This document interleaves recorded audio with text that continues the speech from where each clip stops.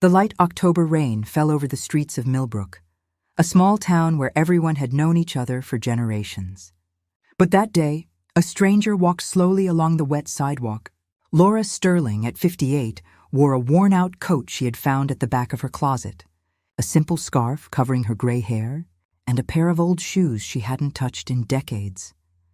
3 years had passed since she buried Richard, her husband of 35 years. 3 years of solitude in a mansion that echoed only with the sound of her own footsteps. Laura had inherited an empire, hotels, investments, properties scattered across the country. But along with the fortune came something she never expected, an absolute distrust of people. Since Richard's death, Laura had become a recluse. Old friends only showed up when they needed donations for their causes. Distant relatives called whenever they faced financial trouble.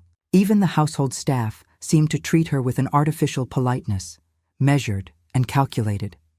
"Thomas," she had said that morning to her trusted driver, "I want to know how people really are when they don't know who I am."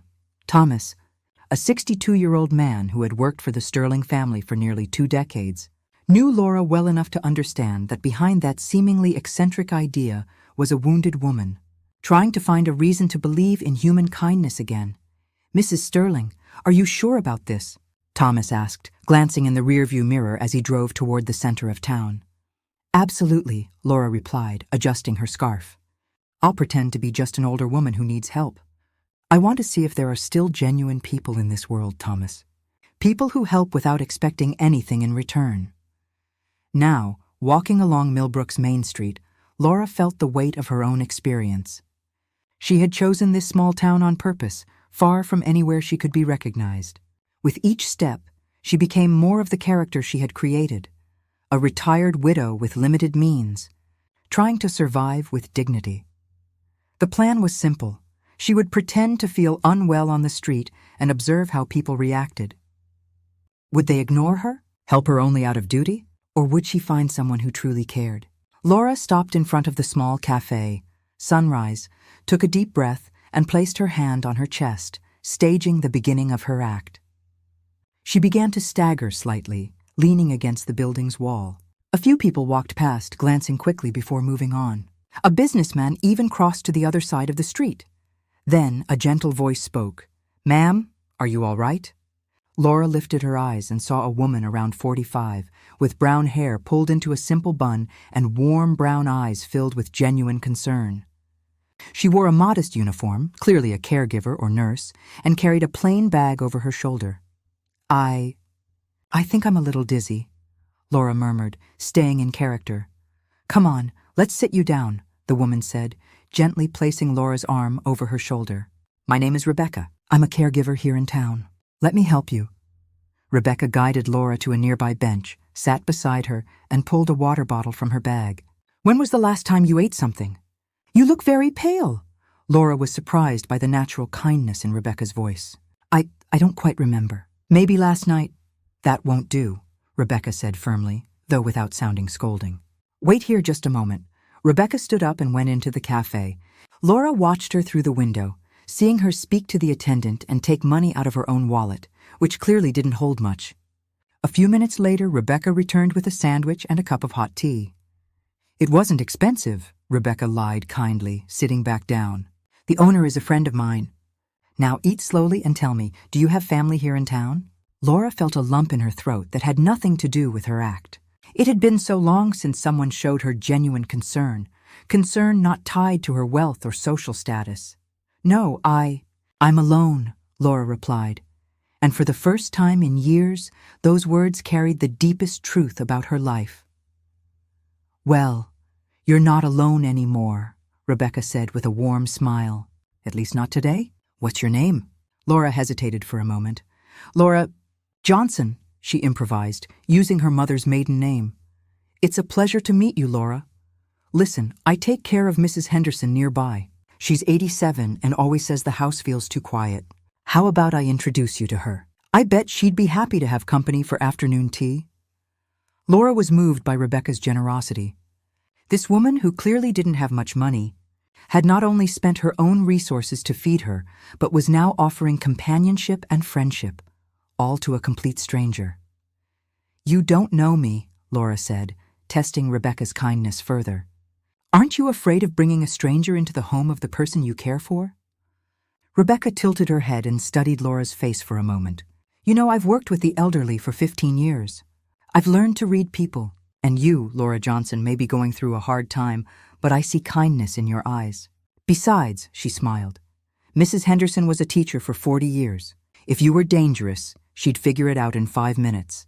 They both laughed, and Laura felt something she hadn't in a long time, genuine human connection. No hidden motives, no calculations. Just one person caring for another.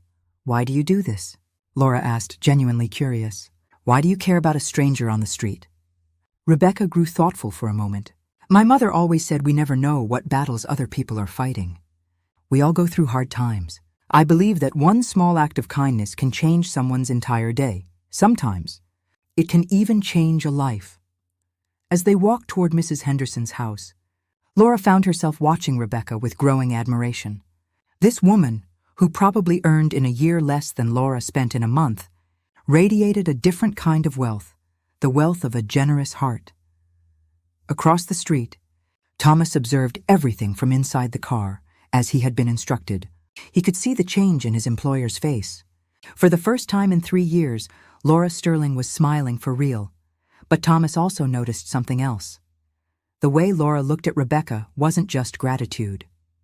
It was the look of someone who had found something she thought was lost forever.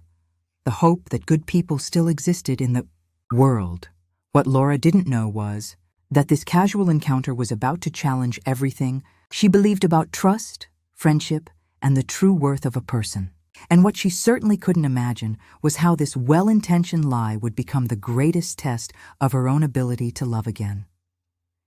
If you're enjoying this story, please subscribe to the channel and leave a like, because here we share stories of real women facing challenges, finding courage where they thought none was left, and discovering that it's never too late to begin again.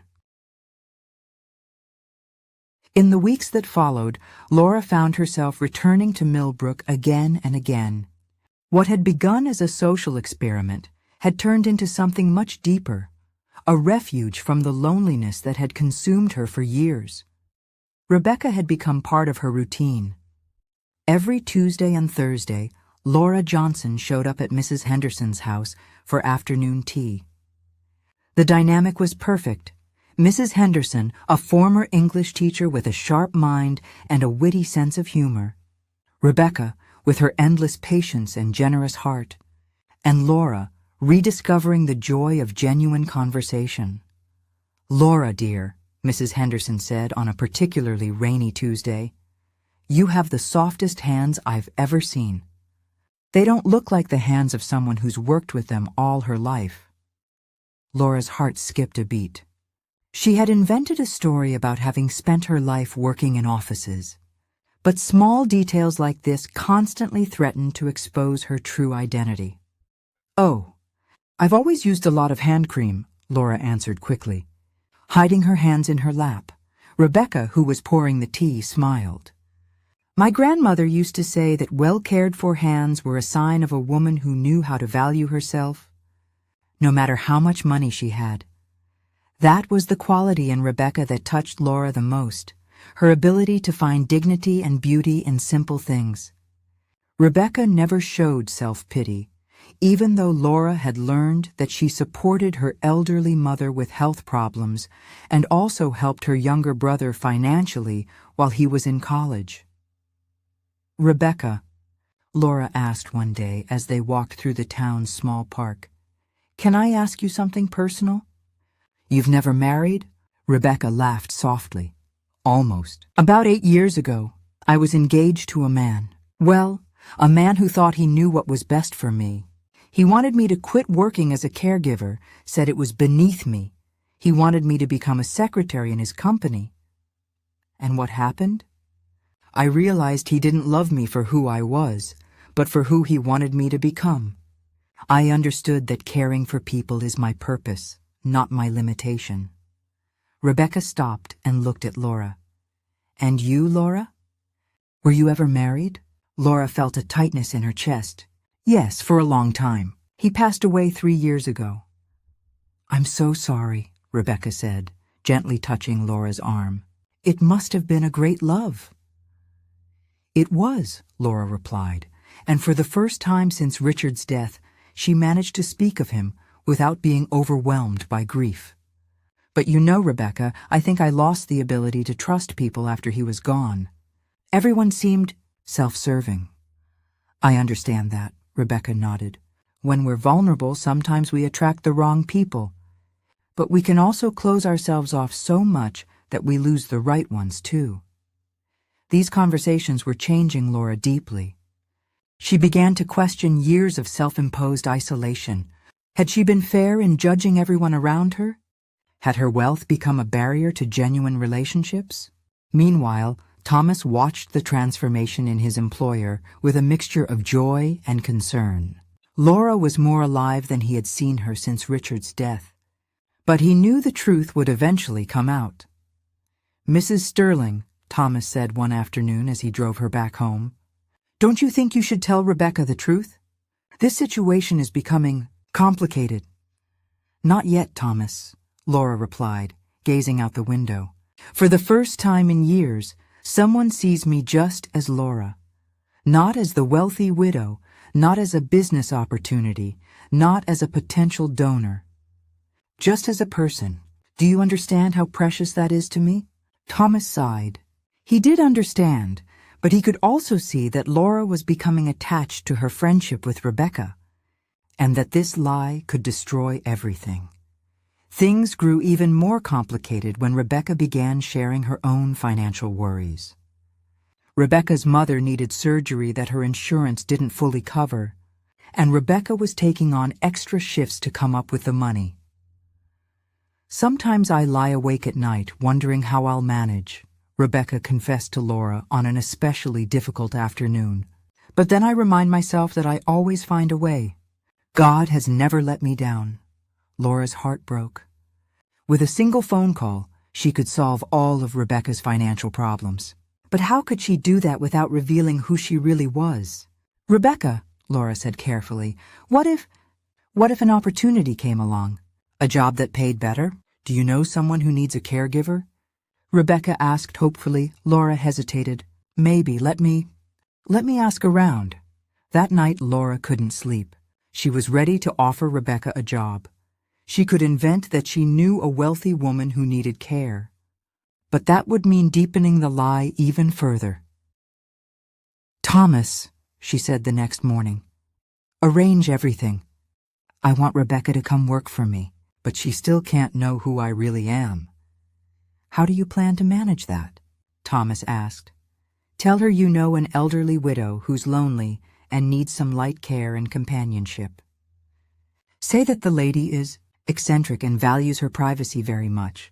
Offer her triple what she's earning now." Thomas shook his head. "Mrs. Sterling, this is going to become unsustainable."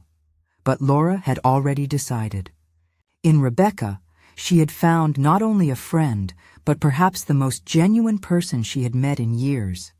If it meant living a lie a little longer, she was willing to pay the price. What Laura didn't know was that Rebecca, with the sharp intuition of someone who had spent her life caring for people, had already begun to notice small inconsistencies in Laura Johnson's story. The way she spoke about places an ordinary retiree could never have visited, her knowledge of art and culture, the quality of her simple clothing when looked at closely. Rebecca had begun to wonder, who was this mysterious woman who had walked into her life? And why did she feel that Laura was hiding something far greater than just a painful past? The stage was set for a revelation that would test not only their honesty, but also the very capacity for forgiveness and understanding they would both have to find in their hearts. The truth has a peculiar way of surfacing when we least expect it. For Laura Sterling, that moment came on a chilly November morning, when Rebecca was sorting through Mrs. Henderson's medication and noticed an envelope that had slipped behind the dresser. "Mrs. Henderson, is this yours?" Rebecca asked, holding up an elegant envelope stamped with a golden crest. The elderly woman took the envelope and smiled. "Oh, that's from the hospital's charity ball. I get an invitation every year, but I never go. Look here, she opened it. This year's main patron is Laura Sterling. What a beautiful name, isn't it? Just like our Laura. Rebecca glanced at the invitation, her eyes landing on the small photo of the elegant silver-haired woman in the biography section. Her heart nearly stopped. The eyes, the shape of the face, even the way she smiled, it was unmistakable. Laura Johnson was, in fact, Laura Sterling, the wealthy widow, one of the richest women in the state. Rebecca felt the ground shift beneath her. All those afternoons of tea, the confidences, the moments of genuine connection, had they all been built on a lie? Why would a woman with so much wealth pretend to be poor? Was it all some cruel game? Rebecca, dear, are you all right? Mrs. Henderson asked, noticing her sudden pallor. I just need some air, Rebecca murmured, slipping the invitation into her bag. That afternoon, when Laura arrived for their usual tea, she found only Mrs. Henderson. Where's Rebecca? Laura asked, a knot forming in her chest. She left early. She seemed upset about something, the elderly woman replied, her gaze sharpening. Laura, may I ask you something? Is your last name really Johnson? Laura froze. Why do you ask? Because Rebecca found this today. Mrs. Henderson held out the invitation. And because I'm not a foolish old woman, I recognized you from the very first day, Laura Sterling. Laura collapsed into a chair, the weight of truth finally breaking free. You knew all along?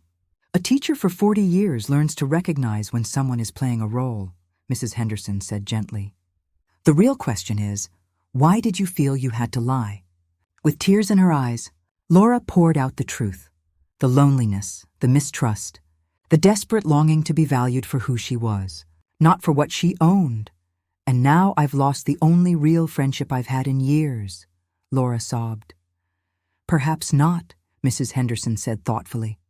Rebecca is special, but you must give her the chance to decide for herself. Laura found Rebecca later at the little park where they had taken so many walks. She was sitting on the same bench where Laura had pretended to feel faint that very first day. Rebecca, Laura called softly. Rebecca turned, pain and confusion clouding her eyes. Who are you, really? She asked. I'm Laura. That was never a lie. Everything I shared with you about my loneliness, losing my husband, not trusting people anymore, all of that was true. The only thing false was my last name and my financial status. You're one of the wealthiest women in the country, Rebecca said, her voice trembling. Why pretend to be poor? Was it amusing to see how the poor caregiver would treat the millionaire in disguise? No, Laura exclaimed, sitting beside her. It was the opposite. For the first time in years, someone saw me as a human being. You didn't look at me as a bank account or an opportunity. You saw me as Laura. Rebecca was silent for a long moment. Do you know what hurts the most? It's not that you have money. It's that you didn't trust me enough to tell me the truth. I shared my deepest worries with you, my fears about my mother's surgery, about my future, and you said nothing. I wanted to help, Laura said desperately. That's why I offered that job. What job? Rebecca asked, confused. Laura realized she had revealed too much. I was going to invent a position, pretend I knew someone who needed a caregiver. I wanted to offer you a better salary. More lies, Rebecca shook her head. Laura, I liked you. I cared about the woman I met. Vulnerable, lonely, kind. But how do I know if that person was real? She was real. Laura clasped her hands. I am the same person who drank tea with you, who laughed at your stories, who cried when you spoke about your mother, who admired your strength and kindness. The money didn't change who I am inside. If anything, it kept me from being who I truly was. Rebecca searched Laura's eyes. And who are you, really? I'm a 58-year-old woman who was dying of loneliness until I met an extraordinary caregiver who reminded me that genuine kindness still exists in the world. I'm someone who discovered that true friendship is priceless, and I'm someone asking for a second chance, this time with complete honesty. Rebecca remained silent for several minutes before speaking. My mother always said we must judge people by their actions, not their circumstances. And your actions, Laura, the way you listened, the way you cared, the way you were kind, were those real? More real than anything I've lived in years, Laura said earnestly. Then maybe we can rebuild this, but only on a foundation of total honesty, Rebecca said slowly. No more lies, Laura. Ever again. Never again, Laura promised. 6 months later, Laura Sterling officially announced her new philanthropic initiative, the Rebecca's Heart Foundation, dedicated to supporting caregivers and their families. At the launch ceremony, she stood beside her best friend and the foundation's executive director, Rebecca. This foundation, Laura said in her speech, was born because an extraordinary woman taught me that real wealth lies in the relationships we build and the good we do for one another. From the audience, Thomas smiled. His employer had finally found what she had been searching for. Not only a friend, but chosen family, renewed purpose, and, most importantly, the courage to be vulnerable again. Laura had learned that sometimes we must remove our masks to discover who we really are. And sometimes the people who truly matter will love us not in spite of our flaws, but because of our shared humanity. The true fortune of Laura Sterling was not in her investments or her properties. It was in the home she had found in the generous heart of a friend, and in the discovery that it is never too late to start over, to trust again, and to learn that love, whether friendship or family, is always worth the risk. Let me know in the comments. Have you ever felt like Laura, hiding behind masks for fear of not being accepted? Or have you experienced a friendship that completely changed your outlook on life? Your words matter to us and to the women watching. Keep believing in the power of starting over. Thank you for listening,